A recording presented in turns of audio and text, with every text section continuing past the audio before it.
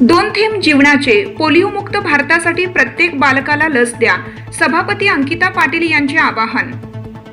राष्ट्रीय pulse polio अभियानांतर्गत वलांडी येथील प्राथमिक आरोग्य केंद्रात रविवारी अभियानाचा शुभारंभ देवणी पंचायत समितीच्या सभापती सौ अंकिता पाटील यांच्या हस्ते बालकांना पोलिओचे 2 थेंब पाजून करण्यात आला.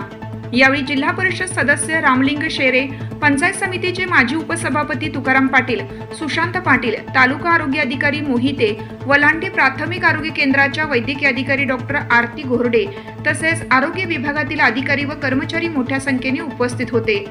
यावेळी अभियानासाठी जनजागृती करत असताना विस्तार न्यूजचे संपादक यांनी सभापती सौ अंकिता पाटील यांची मुलाखत घेतली. राष्ट्रीय पल्स पोलिओ अभियानाचे महत्त्व काय, बालकांना पोलिओचे डोस का द्यावेत, दुर्गम भागातील बालकांसाठी कोणत्या उपाययोजना केल्या आहेत, तसेच तालुक्यातील आरोग्य सुविधांच्या उन्नतीसाठी भविष्यात काय नियोजन आहे, असे प्रश्न विचारण्यात आले.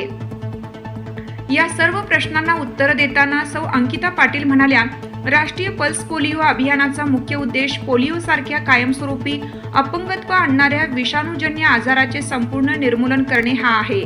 5 वर्षाखालील प्रत्येक बालकाला प्रत्येक मोहिमेत पोलिओचे 2 थेंब देणे अत्यंत आवश्यक आहेत. प्रत्येक डोस मुलाची रोगप्रतिकारक शक्ती वाढवतो आणि पोलिओपासून संरक्षण देतो.